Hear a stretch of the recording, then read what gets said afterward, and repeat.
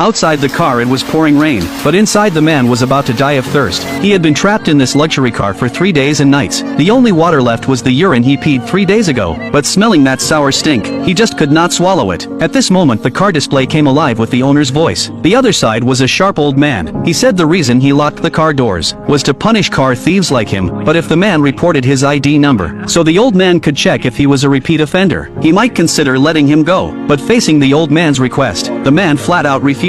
Clearly this was not his first crime. The next second, the old man remotely turned on the air conditioning. The modified system could drop to -10 degrees. The man shivered from the freezing cold, and quickly put on his clothes to fight it. But he still kept saying he was not scared at all, not knowing the car was full of cameras, letting the old man enjoy every angle of this pitiful prey. 10 hours went by. The man could not take the cold anymore. Hungry and freezing, he pulled out the pistol from his bag, planning to blast the door open, but the bullet hit the bulletproof glass, and bounced straight into his thigh. Now he was screwed. If he could not escape in time, he might bleed out and die. Luckily a woman happened to pass by. He shouted for help toward her. He did catch her attention, but strangely, when the woman came up to the glass, she just started putting on lipstick. Turns out the old man had turned the glass into one way. From the outside she could not see a thing, and the car was soundproof to the max, so even the gunshot would not be noticed by anyone outside. Matt had to take off his shoelaces, tie up the wound to slow the bleeding. Then he begged the old man to let him out, saying he was willing to go to the police and confess. He even gave his ID number, just like the old man asked. He thought at least this way he could survive, but instead the old man just hung up on him. The man slowly blacked out from blood loss in despair, but when he woke up again, the bullet had been removed from his leg,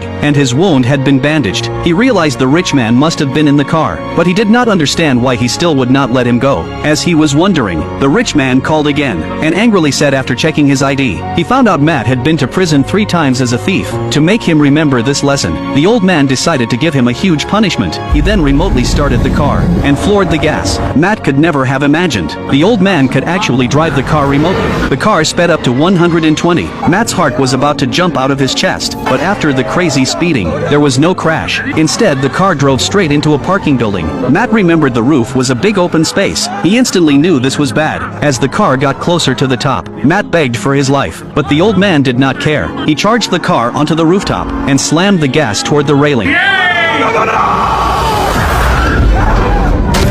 When Matt woke up again, it was the next day. The rich man gently woke him up with an alarm clock, and told Matt he did not want him to die, because death was not the worst punishment. Living in pain was. Matt nervously looked around, and suddenly realized this was his daughter's school. When the rich man said his daughter's name, Matt's heart went ice cold. It was school dismissal time. His daughter was riding her bike home, but the evil rich man controlled the car to follow her down the road. Turns out this guy wanted Matt to watch his daughter get run over. Matt frantically apologized, saying he was willing to do anything for him, but no matter how he begged, the rich man kept accelerating toward the little girl. The girl was terrified, trying to escape, but on the road there was nowhere to run. At the critical moment, Matt raised the pistol to his own head, saying if he dared hit his daughter, he would shoot himself first, right when the car was about to hit.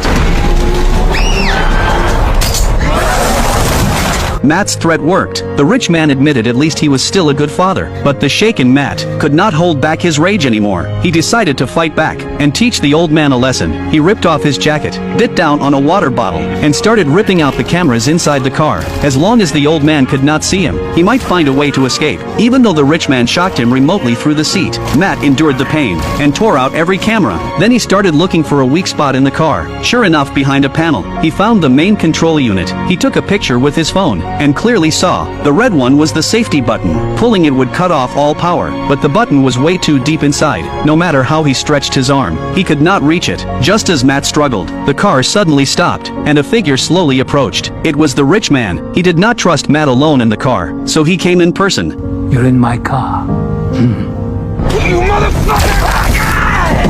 The rich man used the shocker to control Matt easily. Then he tossed a rope, and ordered Matt to tie his own hands. Under the torture, Matt had no choice but to obey. When Matt could no longer move, the rich man calmly got in the car, loaded the pistol, and drove toward the suburbs. Clearly he wanted to finish Matt off, and dump his body in the wild. Near death, Matt asked why he was doing this. The rich man openly told him, when he was young, he was walking with his daughter on the street. They ran into a thug trying to rob them. During the fight, the thug's gun went off, and killed his daughter. That became the the rich man's lifelong trauma. Now he was terminally ill, and near the end of his life. So he modified the luxury car, and parked it in the slums as a trap, waiting for punks like Matt to take the bait, so he could give them his own version of justice. But even though he made it sound righteous, it was really just an excuse for his own revenge. Matt was furious. He said the rich man's dead daughter would never want him to do such cruel things. While cursing him, Matt also tried to use his foot to reach the safety button, and as the car drove along a mountain road, Matt managed to cut the power. The car instantly lost control and flew off the road, straight toward the cliff.